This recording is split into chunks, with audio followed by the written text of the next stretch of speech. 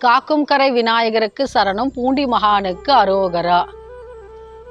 சிவபெருமான் எழுதிய உபதேச கடிதம், இப்படியும் சொல்லலாம் அவர் எழுதிய சிபாரிசு கடிதம்.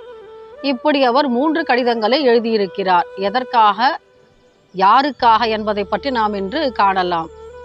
ஏன்னா சிவபெருமான் அடியவர்க்காக எத்தனையோ திருவிளையாடல்களையும் லீலைகளையும் நிகழ்த்தி இருக்கிறார். அப்படி அவர் ஒரு 3 நிகழ்வுகளை நடத்தி இருக்கிறார். அது என்னன்னா, ஒன்று, பானபத்திரருக்கு நிறைய செல்வங்களை கொடுக்கும்படி அவர் எழுதியிருக்கிறார் ஒரு மன்னனுக்கு. இன்னொன்று, அபிஷேக பாண்டியனிடம் ஒரு ஓலை அனுப்புகிறார். என்னன்னா, தருமிக்கு பொற்கிழி கொடுக்குமாறு. இன்னொன்று இருக்கிறது, அது என்னன்னா, பெற்றான் சாம்பான் இவருக்கு முக்தி அளிக்க வேண்டி உமாபதி சிவத்திடம் ஒரு சிபாரிசு கடிதம் அனுப்பியிருக்கிறார். ஏன்னா நம்ம தாழ்த்தப்பட்ட குலத்தில் பிறந்த திருநாளை போவாரை பற்றிய வரலாற்றை பார்த்திருக்கலாம். நாளை சிதம்பரம் போகாமல் இருப்பேனோ, நாளை வீணாக கழிப்பேனோ என்று அவர் ஒவ்வொரு நாளும் சிதம்பரத்திற்கு செல்வதே தம்முடைய லட்சியமாக கொண்டு வாழ்ந்தவர். இறுதியில் சிவனோடு ஐக்கியமானவர். அப்படி தாழ்த்தப்பட்ட குலத்தில் பிறந்த பெற்றான் சாம்பான் இருந்தான். அவன் ஒரு சிவத்தொண்டு செய்து வந்தான். அது என்னன்னா, சிவன் அடியவர்களுக்காக மடத்திற்கு வேண்டிய விறகுகளை கொண்டு வந்து சேர்ப்பது. இது தில்லை சிதம்பரம் கோவிலிலே நடைபெற்றது இவருடைய சிவப்பணி. அவர் என்ன பண்றாரு, ஒவ்வொரு நாளும் அவருக்கு ஒரு தொண்டு இருந்தது, சிவத்தொண்டு. அது என்னன்னா, அவர் தாழ்த்தப்பட்ட குலத்தை சேர்ந்தவர். அதனால் அவருக்கு கோவிலுக்குள் நுழைய அனுமதி கிடையாது. அதனால் அவர் என்ன பண்றாரு, நம்மால கோவிலுக்குள்ள தான் போக முடியல, ஆனால் அடியார்களுக்கு உணவு சமைப்பார்கள் அல்லவா அமுது, அதற்கு வேண்டிய மடைப்பள்ளிக்கு வேண்டிய விறகு கட்டைகளை கொண்டு வந்து கொடுக்கலாம் அல்லவா, இது ஒரு நல்ல தொண்டு தான், இதை நம்ம வந்து செய்யலாம் அப்படின்னு என்ன பண்றாரு, சிதம்பரம் கோவில் மடப்பள்ளிக்கு வேண்டிய விறகுகளையும் மற்றும் சமய தீட்சை கொடுப்பார்கள் அல்லவா குருமார்கள், அப்படி சைவ சந்தான குறவர்கள் என்று 4 இருந்தார்கள். அருணந்தி சிவம், உமாபதி சிவாச்சாரியார், மெய்கண்டார், மறைஞான சம்பந்தர். இதிலே உமாபதி சிவம் என்பவர் கொற்றவன்குடி என்று சொல்லக்கூடிய ஒரு ஊர். அது தில்லை சிதம்பரத்திற்கு பக்கத்திலே இருந்தது. அந்த மடத்திற்கும் இவர் என்ன பண்றாரு, மடத்திற்கு வேண்டிய விறகு கட்டைகளை கொண்டு வந்து கொடுக்கிறாராம். இப்படி தொடர்ந்து நடைபெற்று வருகிறது. அப்போ ஒரு நாள் நல்ல மாரிக்காலம், நல்ல மழை பெய்து கொண்டிருந்தது. அவரால் விறகு கட்டைகளை குறிப்பிட்ட நேரத்திலே கொண்டு வந்து சேர்க்க முடியவில்லை மடப்பள்ளிக்கு. தில்லை சிதம்பரம் கோவில் மடப்பள்ளிக்கும் உமாபதி சிவம் நடத்தி வந்தார் அல்லவா ஒரு மடம், அந்த மடத்திற்கும் வேண்டிய விறகு கட்டைகளை கொண்டு வந்து சேர்க்க காலதாமதம் ஆகிவிட்டது. அதனால் மடத்தில் அன்னதானம் செய்ய கொஞ்சம் தாமதமாகிவிட்டது. அதற்கு என்ன காரணம்னு கேட்கிறாராம் உமாபதி சிவம் தன்னுடைய சீடர்களை கொண்டு. அவர்கள் சொல்கிறார்களாம், ஐயா, ஒரு சிவன் அடியவர் வருகிறார். அவர் என்ன பண்றாரு, ஒவ்வொரு நாளும் மடத்திற்கு வேண்டிய விறகு கட்டைகளை சரியான நேரத்தில் கொடுத்து உதவுவார். ஆனால் என்ன காரணமோ தெரியவில்லை, 2 நாளாக வரவில்லை அப்படின்னு சொல்றாங்க. சரி, இவர் என்ன பண்றாரு, அவர் யாருன்னு கொஞ்சம் விசாரிச்சு வையுங்க அப்படின்னு. ஏன்னா இப்போ சிவனடியார்களுக்கு உணவு பரிமாறுவதில் காலதாமதம் ஆகிறது அல்லவா, அதனால் நாம் சரி செய்யணும் அல்லவா, அதனால் அப்படி சொல்லிடுறாராம். இப்போ பாருங்க சிவபெருமானுடைய விளையாட்டை. பெற்றான் சாம்பான் தாழ்த்தப்பட்ட குலத்தில் பிறந்திருந்தாலும் அவருக்கு ஞானம் அடையக்கூடிய, முக்தி பெறக்கூடிய தகுதி இருந்தது. அதனால் அவருக்கு ஒரு சிபாரிசு கடிதம் எழுதி கொடுக்கிறார் சிவபெருமான். என்னன்னா, அவனுடைய கனவில் தோன்றி ஒரு சிறிய ஓலை நெருக்கை அவனுடைய பக்கத்தில் வைத்து விடுகிறார். கனவில் தோன்றி ஒரு அருள்வாக்கு சொல்கிறார். என்னன்னா, இந்த ஓலையை கொண்டு போய் உமாபதி சிவத்திடம் சேர்ப்பித்து விடு அப்படின்னு. அவன் என்ன பண்ணுறான், மறுநாள் காலையில் எழுந்துக்கிறான் பெற்றான் சாம்பான். அந்த ஓலை நெருக்கை கொண்டு வந்து உமாபதி சிவத்திடம் கொடுக்குறான். அப்போது அவர் அதை பார்க்குறாரு. அதில் அழகான ஒரு கையெழுத்தில் சிவபெருமான் தன் கைப்பட எழுதியிருக்கார். என்னன்னா,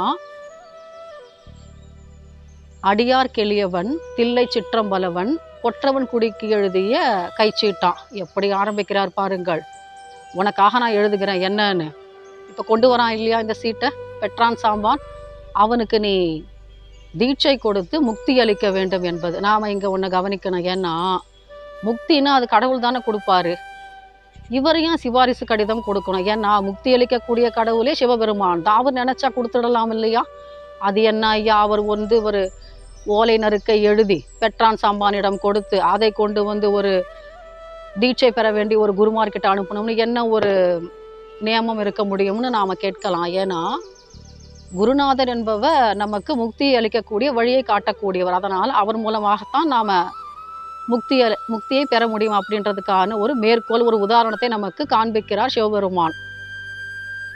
சரி, இவர் கொடுத்துட்டார் இல்லையா, இவரு தான் கொடுத்தாருன்னு என்ன நிச்சயம்? ஏன்னா வேற யாராவது நம்ம கிட்ட விளையாடினாங்கனாக்கா இப்படி ஒரு ஓலை நறுக்க கொண்டு கொடுக்க சொல்லி அப்படின்னு. அதனால கொஞ்ச நேரம் அவரு யோசிக்கிறாரு, இது உண்மைதானா அப்படின்னு நம்ம சோதிச்சு பார்க்கணும் இல்லையா? அதனால அவர் என்ன பண்றாராம், சரிப்பா நீ கொண்டு கொடுத்துட்ட இல்லையா ஓலை நறுக்க, நான் பார்த்துக்கிறேன் அப்படின்னு என்ன பண்றாரு, அதை வச்சுக்கிறாரு. அவருடைய கனவிலும் தோன்றி சிவபெருமான் சொல்றாராம், என்னுடைய ஆணை இது, என்னுடைய அடியவன் பெட்ரான் சாம்பானுக்கு நீ முக்தியை கொடுக்க வேண்டும். இப்ப நிச்சயமாயிடுச்சு இல்லையா? இருந்த கொஞ்சம் நஞ்ச சந்தேகமும் தீர்ந்து போயிடுச்சு இல்லையா? கொடுத்தது தில்லை சிதம்பரத்திலே ஆனந்த நடனமாடக்கூடிய நடராஜ பெருமாள் என்பது நமக்கு அறுதியிட்டு சொல்லக்கூடிய உண்மையாக போய்விட்டதல்லவா? இனிமேலும் காலதாமதம் செய்யலாமா? அதனால என்ன பண்றாராம், சரி அவரை கூப்பிட்டு பெட்ரான் சாம்பான் ஐயா நீங்க வாங்க அப்படின்னு அவருக்கு நயன தீட்சைன்னு சொல்லுவாங்க. அதை கொடுத்து இப்போ உமாபதி சிவத்திடம் இருக்கிறார்கள் அல்லவா அடியார்கள், அவர்கள் முன்னிலையிலேயே ஒளி வடிவில் அவர் கலந்து விட்டாராம்.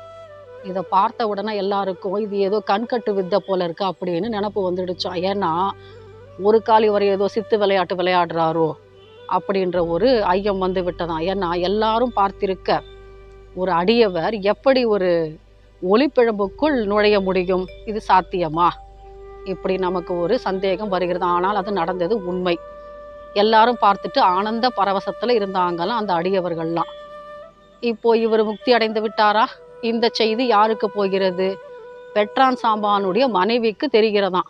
அவ என்ன நினைக்கிறா, ஏதோ ஏமாத்திட்டாங்களோ, அவர் மடத்துக்கு போன உடனே அவரை தீயிட்டு கொளுத்திட்டு சும்மாவானு அவர் முக்தி அடைஞ்சிட்டாருன்னு நம்மளை ஏமாத்துறாங்களோ, இதை நாம சும்மா விடக்கூடாது, நாம என்ன பண்ணணும், இந்த ஊர் ராஜா இருப்பான் இல்லையா, அவங்கிட்ட போயிட்டு முறையீடு செஞ்சிட வேண்டியது தான் அப்படின்னு கிளம்பி போயிடறாளாம்.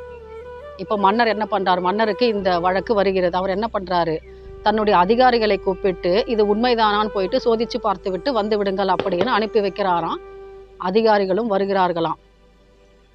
அப்போ அவர் என்ன பண்றாரு, உமாபதி சிவத்திடம் இந்த முறையீடு விசாரணைக்காக வருகிறது. அப்போ அவர் என்ன சொல்றாராம், இப்போ என்ன உங்களுக்கு சந்தேகம், நான் பெட்ரான் சாம்பானுக்கு முக்தி கொடுத்தேனா அப்படின்றது தானே உங்களுடைய சந்தேகம், இதை என்னால் நிரூபித்து காண்பிக்க முடியும் அப்படின்னு என்ன பண்ணுறாராம், கண்ணை மூடி தியானத்தில் ஆழ்ந்துக்கிறாராம். அவர் சொல்கிறாராம், என்னுடைய நயன தீட்சை மூலமாக நான் அவனுக்கு முக்தி கொடுத்தது உண்மைதான் என்பதை அவருக்கு ஒரு படம் மாதிரி காண்பிக்கிறாங்களாம் அதிகாரிகளுக்கு. ஏன்னா ஒரு குரு நினச்சா என்னவும் சாதிக்க முடியும்.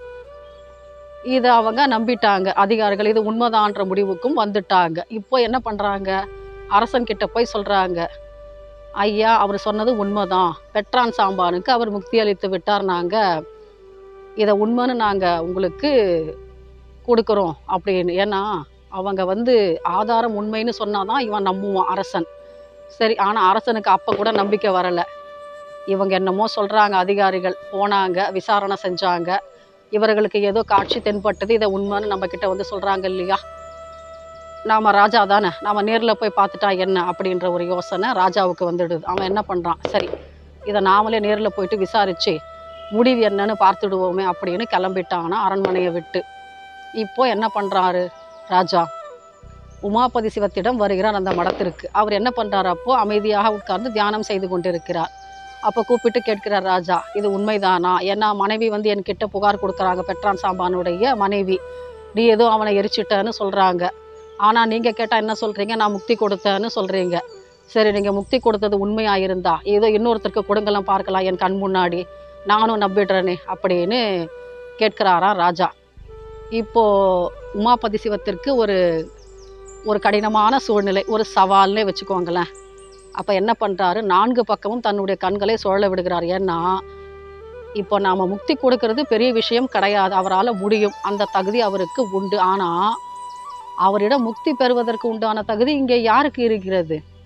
பெற்றான் சாம்பானுக்கு அந்த தகுதி இருந்தது. அர்ப்பணிப்பு உணர்வோடு அந்த விறகு கட்டைகளை கொண்டு வந்து கொடுத்தார் அடியார்கள் சாப்பிடுவதற்காக. அதனால் அந்த சிவத்தொண்டிற்காக அவர் சிவபெருமானே மகிழ்ந்து அவருக்கு சிபாரிசு கடிதம் எழுதியதின் பேரில் அவர் கொடுத்தார். ஆனால் இப்போ அதே மாதிரியான ஆன்ம பக்குவம் யாருக்கு இருக்கிறது இங்கே கொடுப்பதற்குன்னு பார்க்குறாரு, யாருக்கும் இல்லையாம். என்ன பண்ணுறது? இப்போது ராஜா வந்து கேட்குறாரு, எனக்கு நிரூபித்து காண்பி, நான் கண் முன்னாடி பார்த்தா தான் நம்புவேன்னு சொல்கிறாரு.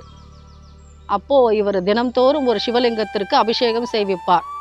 அந்த தண்ணி ஓடி அந்த ஒரு பக்கத்தில் இருக்கக்கூடிய ஒரு முள்ளிச்செடிக்கு பாய்ந்திருந்தது.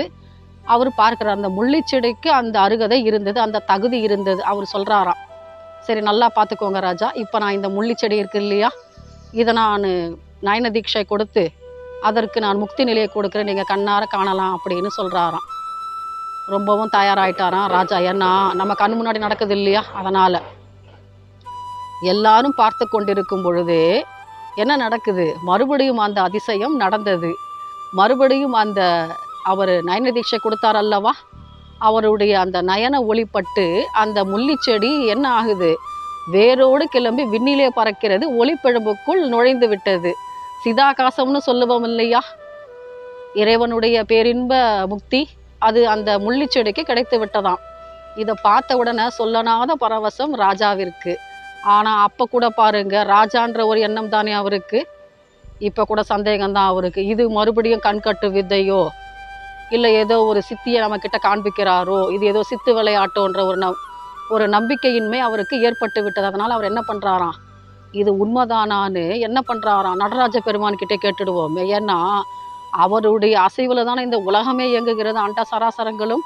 இது உண்மை, நான் நடராஜ பெருமான் அதை நமக்கு காண்பிப்பார் இல்லையா, அவர் தானே தலைவர், அவர்கிட்டயே கொண்டு போய் இதை நம்ம கொடுப்போம் அப்படின்னு சொல்லிட்டு இந்த வழக்கை மறுபடியும் என்ன பண்ணுறாங்களாம், சிதம்பரம் நடராஜ பெருமான் கிட்ட கொண்டு வராங்களாம். இப்போது ஆரத்தி காண்பிக்கிறாங்க. ராஜா இருக்காரு, உமாபதி சிவம் இருக்கிறாரு, மற்ற அடியார்கள் இருக்கிறார்கள், தில்லைவாழ் அந்தணர்கள் இருக்கிறார்கள். அவர்கள் முன்னிலையில் என்ன நடக்குது, கற்பூர தீபாராதனை காட்டும் பொழுது நடராஜ பெருமானுக்கு வலதும் இடதுமாக யார் நிற்கிறார்களாம், பெற்றான் சாம்பானும் முள்ளிச்செடியும் நிற்கிறதாம். இதை விட என்ன ஒரு பேரதிசயம் நிகழ முடியும், என்ன காட்ட முடியும் சிவபெருமானுடைய கருணைக்கு எல்லை ஏது, எவ்வளவு அற்புதம் இது. இதை நாம் தெரிந்து கொள்வதற்கே பெரிய புண்ணியம் செய்திருக்க வேண்டும் அல்லவா. ஏன்னா நாம் நந்தனாருடைய வரலாற்றை பார்த்திருக்கலாம். இதே தில்லைவாழ் அந்தணர்கள் அவரை கோயில் வளாகத்துக்குள் நுழையக்கூடாது என்று தடை விதித்தார்கள். ஆனால் அவங்க என்ன பண்ணாங்க, நீ இந்த அக்னியில் புகுந்து, ஏன்னா அந்தணர்கள் தானே உள்ளே போக முடியும், அதனால் கருவறைக்குள்ளே நுழையக்கூடிய அனுமதி அவர்களுக்குத்தானே இருந்தது. அதனால் இந்த அக்னிக்குள்ளே நீ நுழைஞ்சியானாக்கா அப்படின்னு சொன்னாங்க. அவர் என்ன பண்ணார், ஒரு அக்னி என்ன ஐயா, யாகத்தீ வளர்த்தார்கள். நந்தனார் அதில் உள்ளே புகுந்து மறுபடியும் எங்கே போனார், பேரொளி பிரகாசமாக விளங்கக்கூடிய நடராஜ பெருமானோடு இரண்டரை கலந்து விட்டார் அல்லவா. அப்படித்தானே இங்கும் நிகழ்ந்தது. இப்போ கற்பூர தீபாராதனை காட்டும் பொழுது யார் தெரிகிறார்கள், நடராஜ பெருமானுக்கு வலதும் இடதுமாக பெற்றான் சாம்பானும் முள்ளிச்செடியும் அல்லவா இருக்கிறது. இது எத்தகைய ஒரு பேரதிசயம். இதை நிகழ்த்தி காண்பித்தவர் தில்லை நடராஜ பெருமானும் உமாபதி சிவமும் அல்லவா. இந்த வரலாற்றை நாம் மறக்கலாமா? எவ்வளவு அற்புதமான ஒரு திருவிளையாடல் நிகழ்த்தியிருக்கிறார் சிவபெருமான். மற்ற 2 சிபாரிசு கடிதங்களையும் அவர் எழுதியிருக்கிறார். எதற்காக என்பதை பற்றி நாம் அடுத்த பின்வரும் அத்தியாயங்களில் பார்க்கலாம். இப்பொழுது நமச்சிவாய மந்திரத்தை நாம் ஓதிக்கொண்டிருக்கலாம். மீண்டும் சந்திப்போம் ஒரு அற்புதமான பதிவிலே. காக்கும் கரை விநாயகருக்கு சரணம், பூண்டி மகானுக்கு அரோகரா.